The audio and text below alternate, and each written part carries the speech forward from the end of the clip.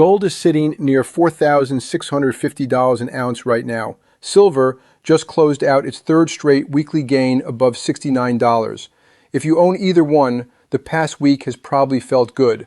But I want you to actually pay attention over the next 3 days because a specific scheduled event lands on August 27th that has, in the past, moved both of these metals harder and faster than almost anything else on the calendar. This isn't a vague, stay tuned warning. There's a real mechanism here, and I want to walk you through exactly what it is, what's already happened this week to set it up, and what I'm actually watching between now and Thursday.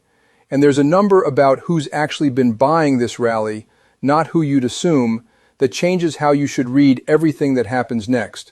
I'll get to it in a few minutes. Quick note before we go further, this video is for informational and educational purposes only. I'm not a financial advisor and nothing here is personalized investment advice.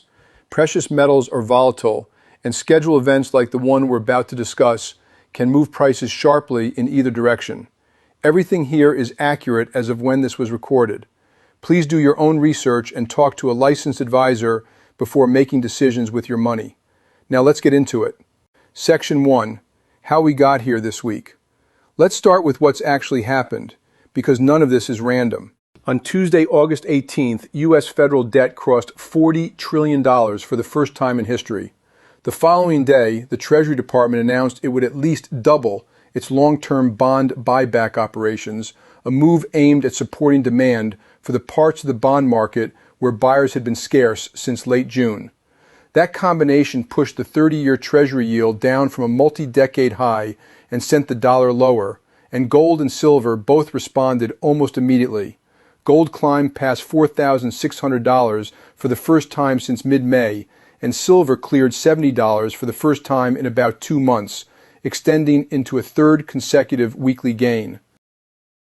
There's a wrinkle worth knowing here because it tells you something real about what's driving this move. That same week, minutes from the Federal Reserve's July meeting were released, and they showed a genuinely divided committee. Several officials actually pushed for an immediate rate hike. Normally, hawkish Fed minutes work against precious metals. Instead, both gold and silver kept climbing because the market decided the debt and buyback story mattered more in that moment than the traditional interest rate playbook. That's useful information. Right now, the fiscal story is driving price action harder than the usual monetary policy signals would predict. Layered on top of that, oil has continued climbing as the U.S. prepares additional economic pressure on Iran amid tension over the Strait of Hormuz, another thread adding to the general sense of macro uncertainty this month.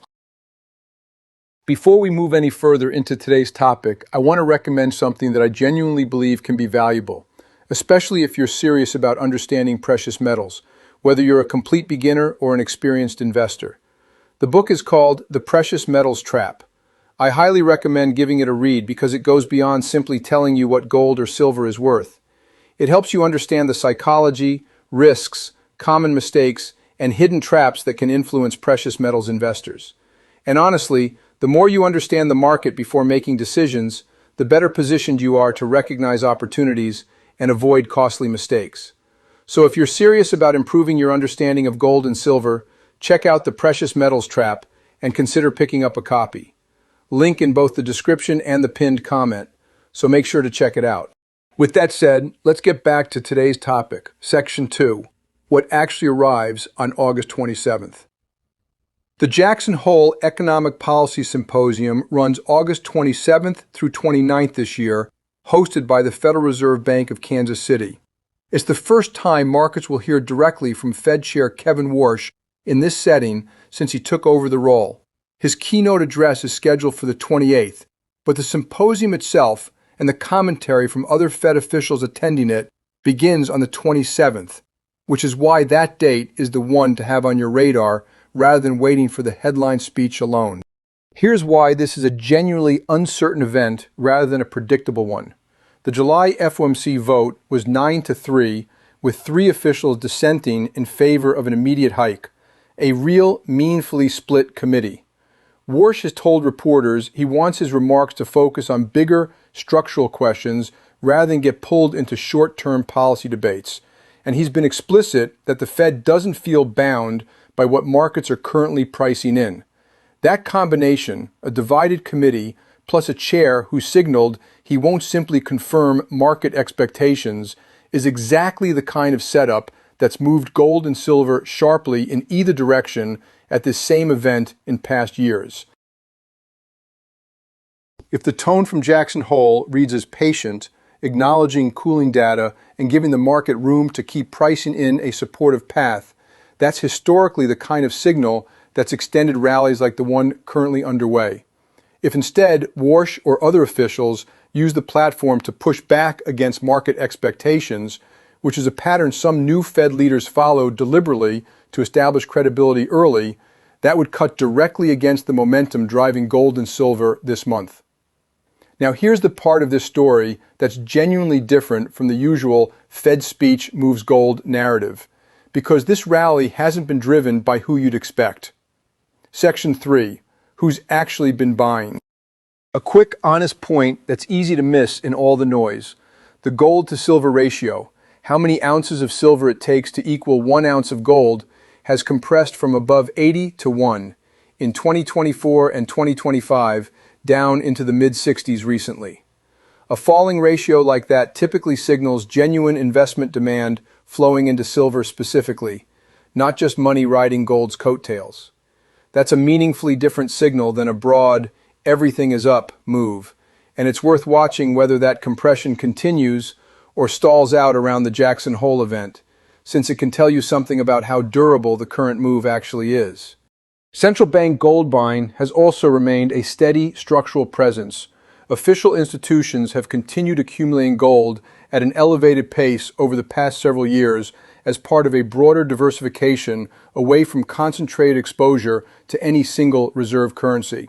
That's a slower, multi-year trend rather than something tied to this week specifically, but it's part of the backdrop this rally is sitting on top of. Section 4. The honest risk, both ways. I want to be direct here, because a setup like this genuinely can break in either direction, and anyone telling you otherwise isn't being straight with you. Gold's all-time high was $5,602.22, set on January 28th of this year. Even after this month's rally, gold remains well below that level, meaning this is a recovery within an ongoing correction, not a fresh record. Silver's all-time high was $121.67, set the following day, and it corrected by nearly half over the months that followed before this month's rally brought it back above $70. That history matters because it's proof both metals are capable of giving back a substantial move quickly, regardless of the story underneath them. If Jackson Hole produces a tone that reads as hawkish, or if the debt and buyback narrative driving this month's move loses momentum for any reason, the same mechanism that's pushed both metals up this month, falling yields, a weaker dollar, can reverse just as fast. On the other hand, if the tone reinforces the direction markets have already been leaning, and if the gold to silver ratio keeps compressing rather than stalling, that combination has historically supported continued gains rather than a ceiling. Both outcomes are genuinely live. Nobody, including me, can tell you with real confidence which way this breaks before it happens, which is exactly why I wanted to walk through the mechanism itself rather than just tell you what to expect. Section 5. What to actually watch. Keep this simple. First, the tone out of Jackson Hole starting the 27th, not just Warsh's keynote on the 28th. Other Fed officials speaking earlier in the symposium often signaled directional hints before the main address. Second, whether the gold to silver ratio keeps compressing, which would suggest sustained investment demand rather than a short-lived reaction. Third, whether the Treasury follows through on expanding its buyback program further, since that's an ongoing, independent story that doesn't depend on what happens at Jackson Hole at all. And fourth, how both metals behave in the day or two immediately preceding the 27th, since positioning often shifts ahead of a widely anticipated event. None of this tells you what happens by Friday, but it tells you what's actually worth paying attention to instead of reacting to the headline the moment it crosses your feed. So here's where that leaves us.